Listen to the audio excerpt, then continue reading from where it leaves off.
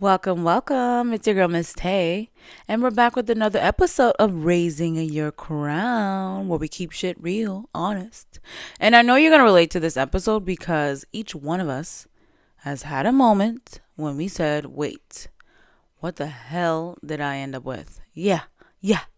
Because narcissists don't just show up looking mad or wicked or raggedy.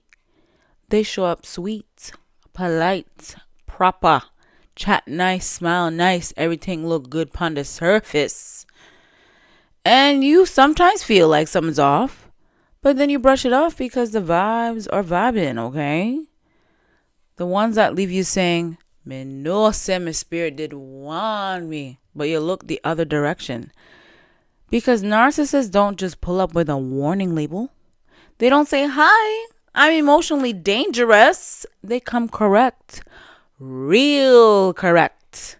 Smooth mouth, big energy, strong eye contact, saying all the right shit like they got a script.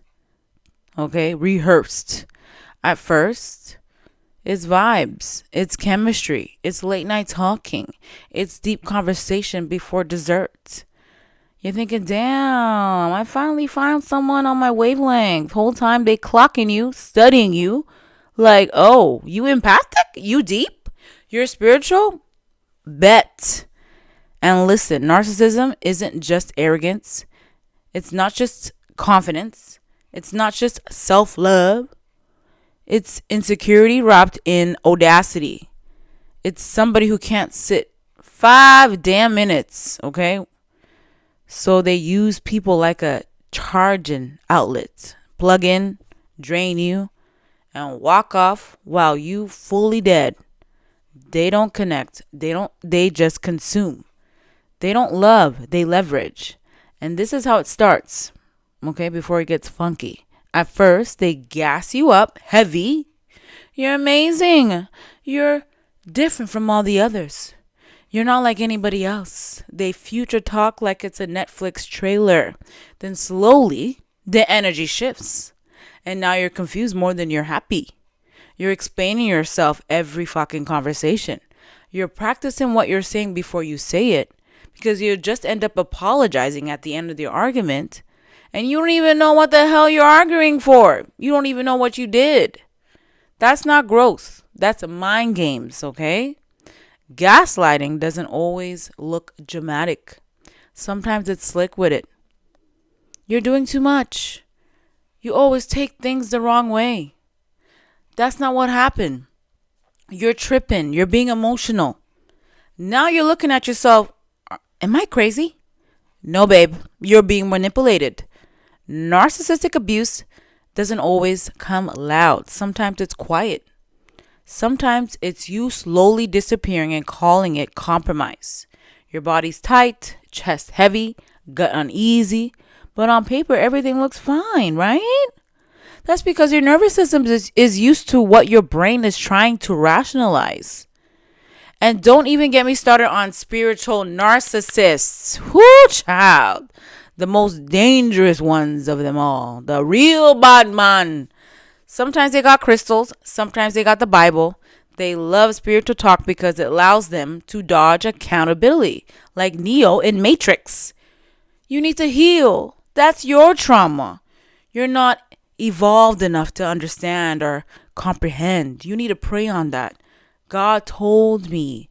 Buddy, God never told you to be an asshole, beloved. Spiritual bypassing is when somebody uses healing language to shut you up. When your feelings get labeled as ego, when your boundaries get called as unhealed, when disrespect gets rebranded as lessons, miss me with that enlightenment bullshit, okay? And yes, this shows up in the church too. Heavy. Leaders who cannot be questioned. Obedience over discernment. Don't touch God's anointed. Meanwhile, God's anointed treating people like trash. If religion makes you scared to speak instead of safe to be real, something's off, okay? Now let's talk about family because that's where a lot of this mess starts. Narcissistic parents don't raise children. They raise puppets. You're there to make them look good, to regulate their emotions, to stay loyal, not authentic. You couldn't have feelings unless they approved of them. You couldn't disagree without punishment. Everything was, after all I've done for you. So you grow up hyper aware, reading rooms like a psychic. Okay? Miss Cleo. Over giving, over functioning, over explaining. Then you meet a narcissist and your nervous system says, oh, I know this dance. Dancing with the stars. That's not destiny, that's conditioning. And this is why leaving feels like hell. Because the narcissistic relationships run on inconsistency. One day you're everything, next day you're annoying. Your brain gets addicted to the relief, not the person. You're not in love, you're in withdrawal. Okay? Now let me say this part slow because this is where the real shift happens. The cost of self-abandonment will always be higher than the cost of betrayal. Okay? Betrayal hurts once. Self-abandonment bleeds every single day. Every time you silence yourself, every time you shrink, every time you explain away the disrespect, every time you stay quiet just to keep access, that shit adds up. The minute you step away from all of it, it starts becoming the newer version of you. The pattern breaks. Not the version of you longing to be chosen. Not the version of you begging for validation. Not the version of you chasing for certainty and safety outside of yourself. I'm talking about the version of you that learned how to receive. The version that can sit in discomfort without guilt. The version that stopped living in fantasy and started dealing in reality. Reality. The version of you that doesn't beg for approval. That doesn't outsource self-worth. That already has sovereignty within self. You become the version of you that does not become scared when making clean decisions. Not scared of people being mad. Not scared of standing alone. Not scared to say no and mean it. Stand on it. Those are the people narcissists can't manipulate. Because there's no leak. No entry point. No supply. You don't stop attracting narcissists by being harder and tougher. You stop attracting them by being solid as a rock. So, how you stop the cycle? You slow shit down. You stop confusing butterflies with anxiety. You watch how people react when you say no. You stop explaining yourself like you're on fucking trial. Healthy people don't confuse you. They don't make you feel crazy. They don't punish you for having needs.